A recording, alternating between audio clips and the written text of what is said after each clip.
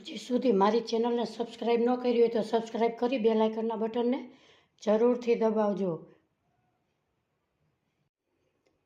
હાલો, જય શ્રી કૃષ્ણ. મારા કિચનમાં આપણું હાર્દિક સ્વાગત છે. આજે આપણે બનાવીશું કોબીની સબ્જી. અહીંયા મેં એક મોટું ટમેટું લીધું છે. એમાં આપણે 2 લીલા મરચાં નાખીશું. એની આપણે ગ્રેવી બનાવીશું. અહીંયા આપણે એકદમ સ્મૂધ એવી ગ્રેવી બનાવી લીધેલી છે. અહીંયા મેં 1 કપ લીલા વટાણા લીધા છે અને 3 કપ સુધારેલી લાંબી લાંબી કોબી લીધેલી છે. અહીંયા મેં ગેસ ઉપર એક પેન મૂકેલી છે. એમાં 3 ચમચી તેલ નાખીશું.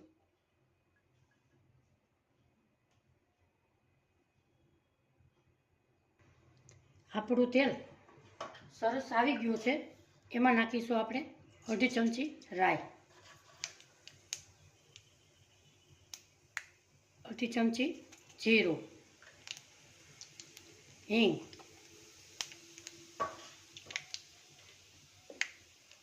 આપણે ગ્રેવી બનાવી હતી એ આપણે ગ્રેવી ઉમેરીશું. આ શાક ખાવામાં બહુ જ સ્વાદિષ્ટ લાગે છે. તમે એકવાર જરૂરથી ટ્રાય કરજો. એને આપણે પકાવવા દેશું.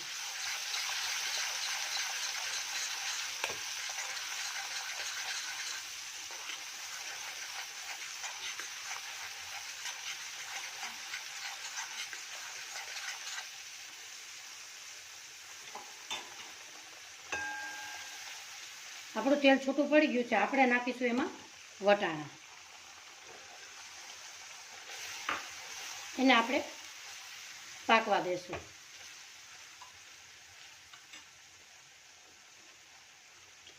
થોડું પાણી ઉમેરીશું.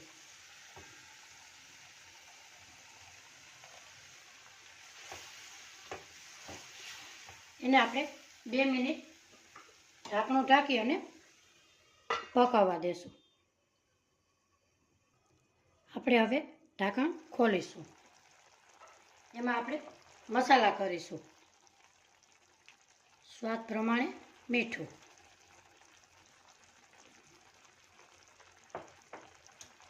લાલ મરચું પાવડર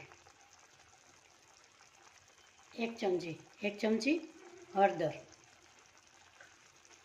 1 ચમચી ધાણા પાવડર,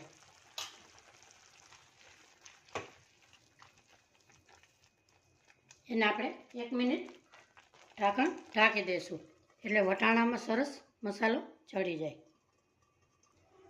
1 મિનિટ આપણી થઈ ગઈ. આપણે હવે ઢાંકણ ખોલીશું. એમાં ઉમેરીશું આપણે કોબી.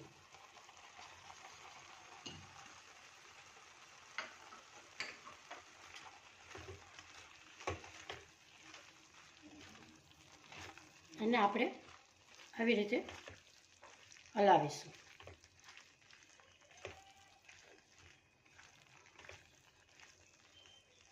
હવે આપણે 1 મિનિટ ફરીથી ઢાંકણું ઢાંકીશું.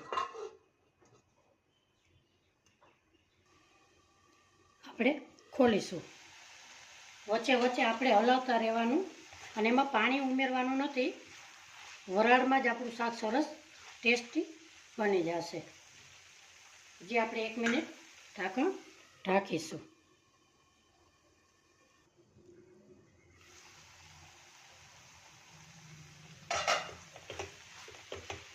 આપણું શાક રેડી છે. આપણા વટાણા પણ ચડી ગયા છે. આપણે ઉમેરીશું એમાં 1 ચમચી ગરમ મસાલો, લીલા ધાણા આપણે મિક્સ કરીશું.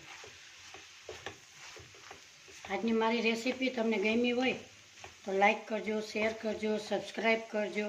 બેલ આઇકનના બટનને જરૂરથી દબાવજો. મારી નવી નવી રેસીપીના નોટિફિકેશન તમને મળતા રહે. આપણે હવે સર્વ કરીશું.